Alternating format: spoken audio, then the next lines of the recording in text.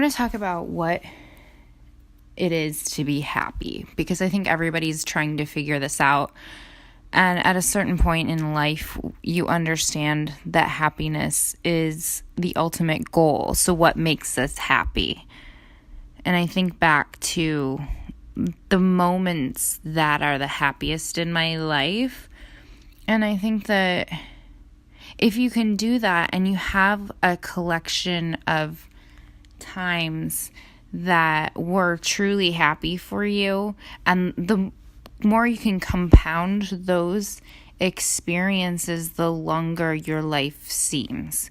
So if your life consists of doing the same monotonous activities over and over again for years and years without many breaks of different moments that really matter, that like special memories, if you can build in your life more special memories, then you'll create a longer life for yourself, because the more you do and the more memories that you have, the longer your life will seem in retrospect. It's really weird, but there have been studies done on this. And if you work 9 to 5, 40 hours a week and do the grind, you'll notice that time kind of disappears. It's kind of like when you're a kid and you go to school every single day and you have 180 days of school or whatever it was, and you remember how fast that time went, but then summer lasted 3 months. Maybe my numbers are slightly off. I have no idea how long school was, whatever. Maybe it was 180 days till spring break. I don't remember. I just remember like counting days and being like, is it summer yet? Is it summer yet? I need it to be summer. I need it to be summer. Like, that's how I felt when I worked at Wells Fargo. I was like, am I done doing this yet? It was like, am I out of this time warp yet? Am I really still doing this? Like, every second I was there was just, oh my God, painful. So the summers then as a kid would be forever. They just lasted for freaking ever. Like, it seemed like years, because every single day my mom kicked me out at 9 a.m. and I wasn't allowed to come home until 9 p.m. Like, I could come home for food and water, get back outside. No. If it's sunny out, I don't even care if it's rainy out. Go outside. Or go to someone else's house. Like, you can't be here. Even, I would get kicked out. Sometimes my brother would be allowed to stay in and watch the Discovery Channel because he had ADD and he'd get transfixed on a show about frogs or something. And then, like, my mom thought it was educational and fine. So, and I was just kind of like, I had to, or no, ADD. No, he had, what was it called? Selective hearing. And I don't know. He would just like get super transfixed on something and then not be able to like do anything else.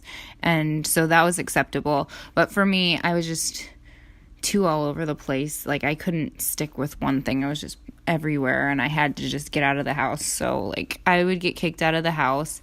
So I'd be out there like from 9 until 9 every day, and all the other kids were supposed to go home at sundown, except I'm supposed to come home at 9. I'm like, well, what if the sun goes down before 9? Doesn't matter.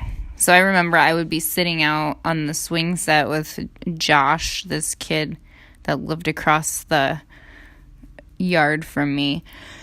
We lived in these apartments. It was university housing for students. My mom went back to school when my parents got divorced during the farm crisis of the 80s, and we moved to Hawkeye Court. It was for international students, and it was for graduate students. So she was a graduate student. It was for graduate students' families, and everyone was from somewhere else. Like, the people straight across from us were from Zaire. They ended up moving to Kenya after their parents graduated. I had another girl that lived next door to them was from Korea. The girl that lived just down from me was from Chile.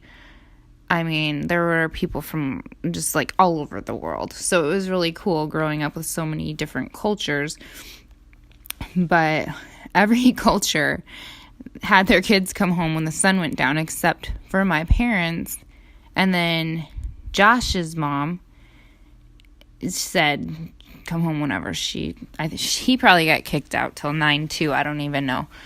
But I would be outside and I would be doing shit. Like, I would make clubs and I'd be like, okay, so I'm the president of the club because I made the club up just randomly. I made it up. So then I would start appointing officers. And so everybody would get an office. And then we'd go find furniture that people would throw out because they were moving or something. And so we'd be like dragging carpets across the ground or couches that people, or like mattresses. There was this one day that we decided to drag this twin mattress up these like metal and concrete stairs and then ride the mattress down the stairs. It was so much fun. So we did that like over and over, like the whole day. We rode this mattress down the stairs. And then there was a different day. So at a certain point, the trash people would come and take everything. Like we'd set it up. We'd set up a clubhouse and we'd have like desks and like a carpet and furniture, or like whatever the hell people had next to the dumpster, and then it would be taken away. So our twin mattresses would get taken away, and then like if we found a new one in the future, we'd ride down the stairs all day.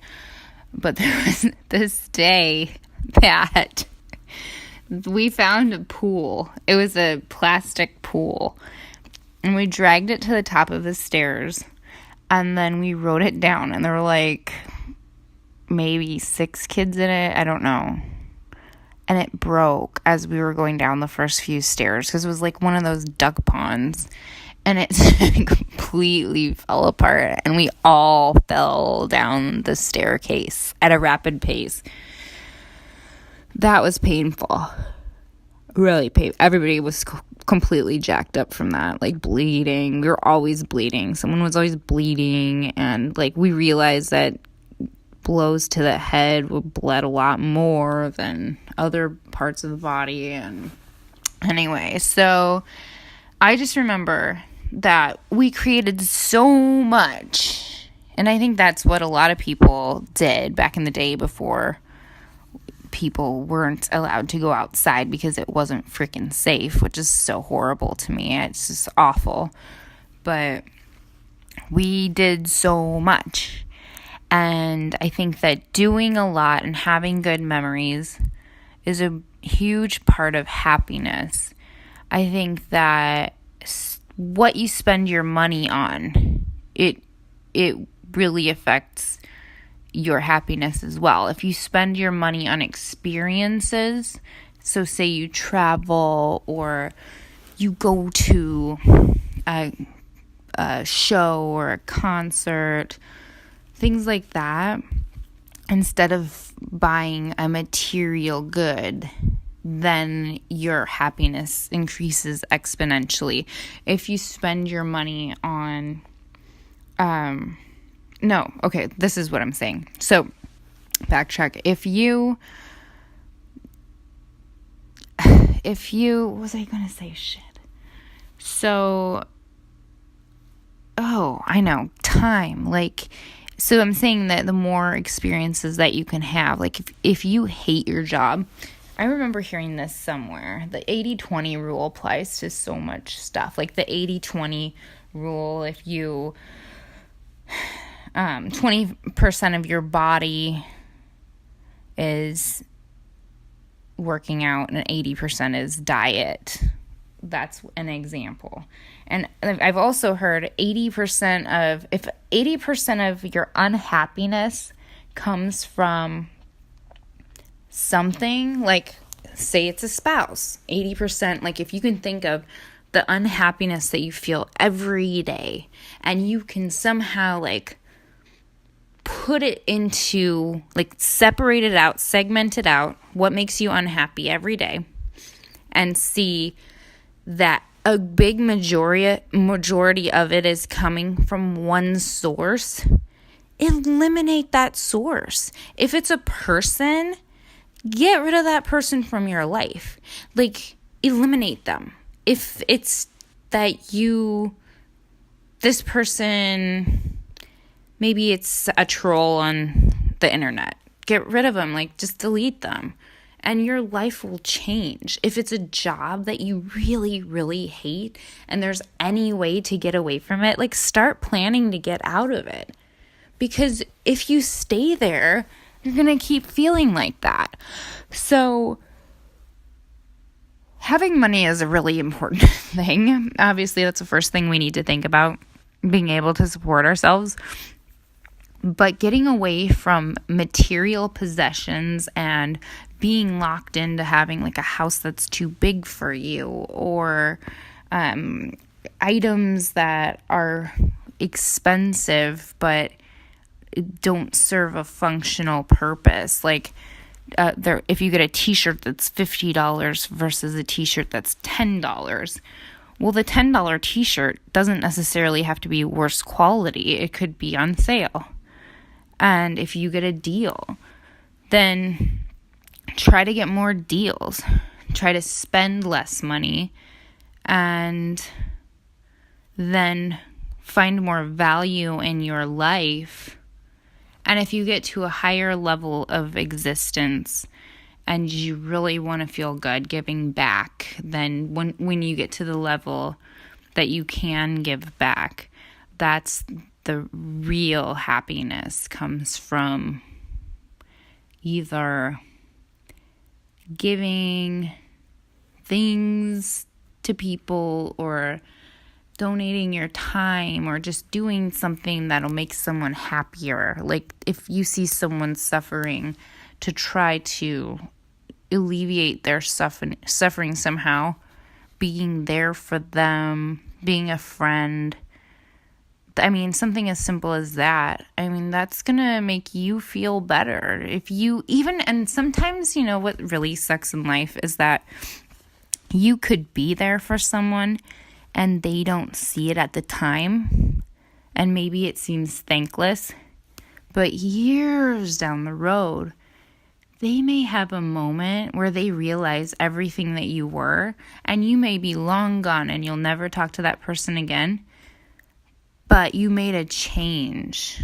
So you can be thankful for that. Like that every step of the way that you are paving a new road.